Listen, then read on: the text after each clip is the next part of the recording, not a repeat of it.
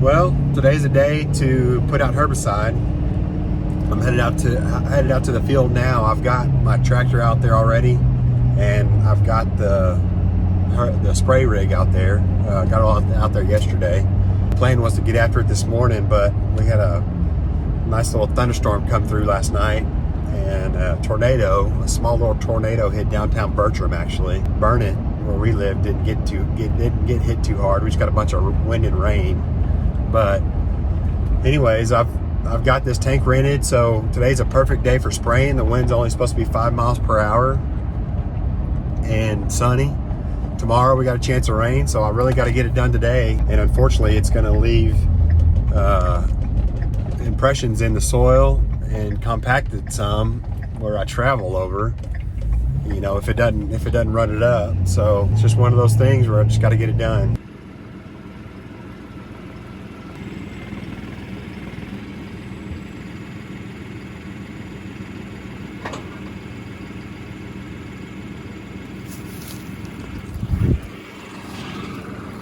All right, there's the sprayer. The boom's here, fold out. It's got 1,000 gallons in it. Well, I guess it's closer to 975, but they got as full as they can get it. It should cover about 80 acres. So let me get it out to the field and get it set up.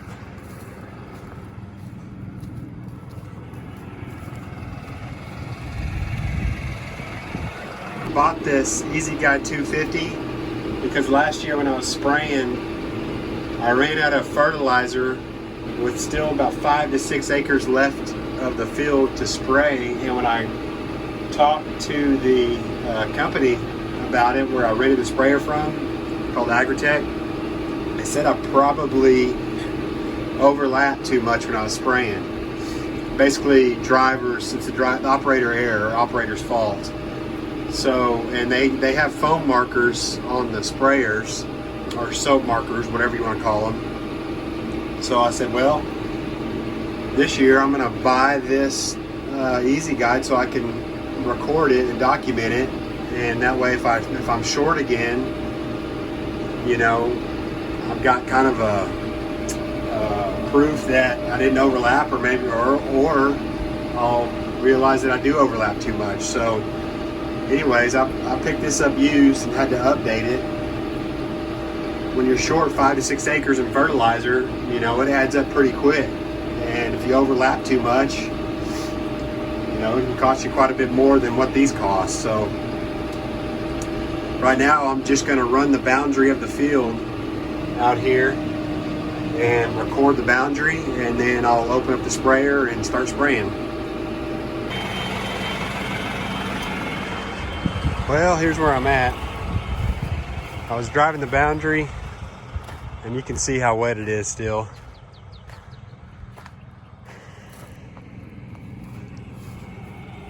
So I got to give it a few more hours to dry out, and hopefully this top layer will crust over, you know. And I think what I'm going to do is I pulled the pin on it,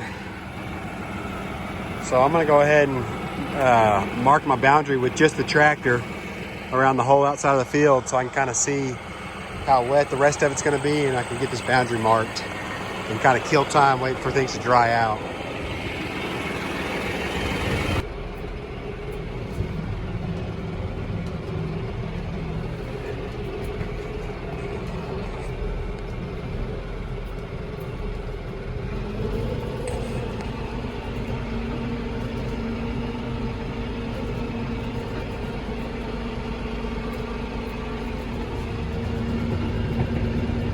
Right now it's not too bad.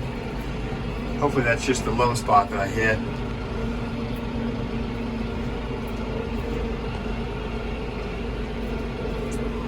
don't know if you can see that. You see these weeds, but that's what I'm after, all this nasty stuff and the Johnson grass.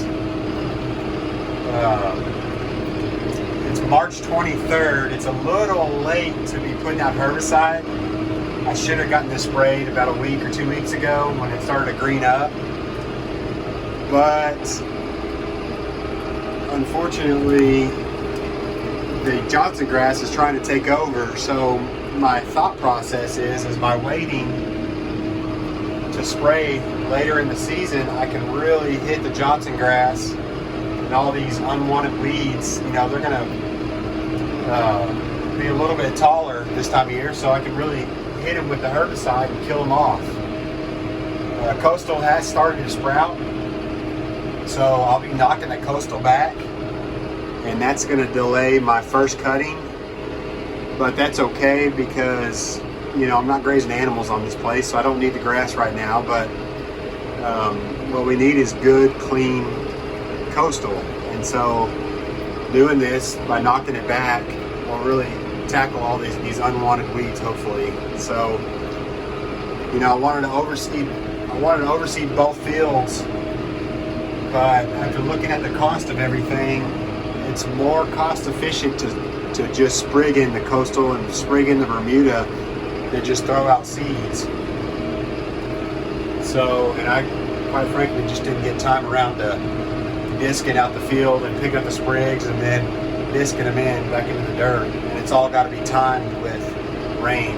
When you plant sprigs or when you sprig in Bermuda, you need lots of water right after it's done. So I'm gonna try this year by spraying all this nasty stuff late in the season. I'm not gonna do this every year because I don't want to put a strain on the coastal, but that's the plan. So I'm gonna keep marking boundaries and then hook back up to the sprayer and start spraying.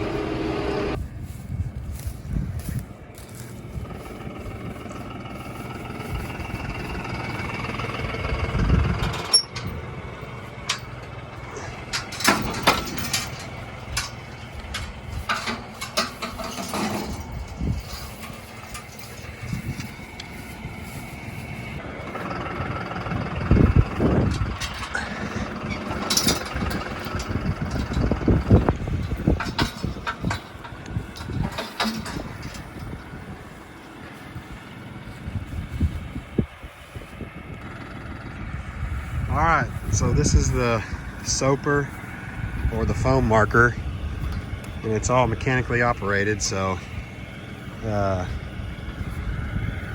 like I said, I've got that tracker,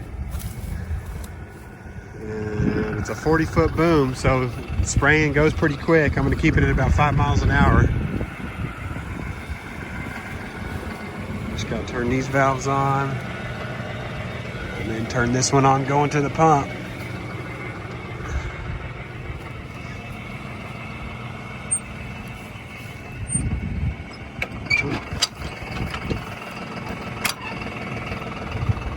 I don't have my tripod with me, otherwise I'd set the camera up on the tripod.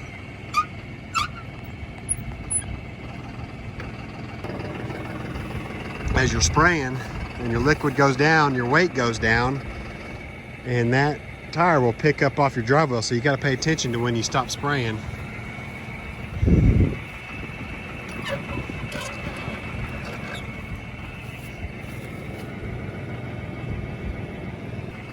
Everything's hooked up.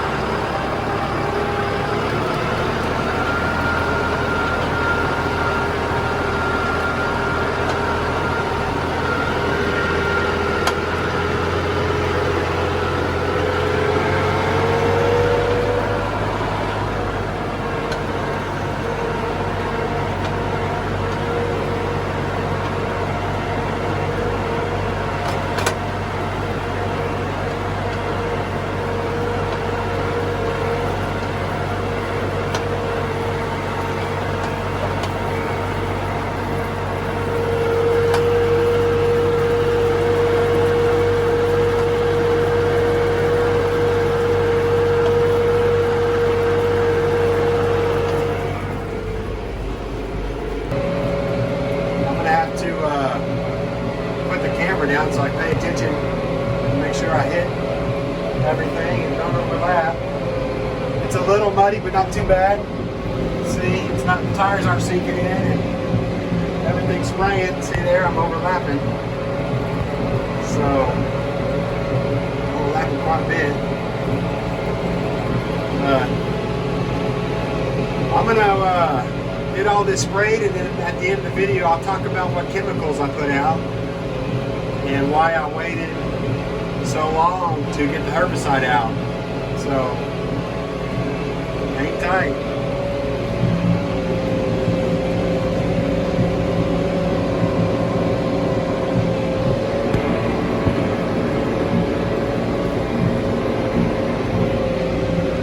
Alright,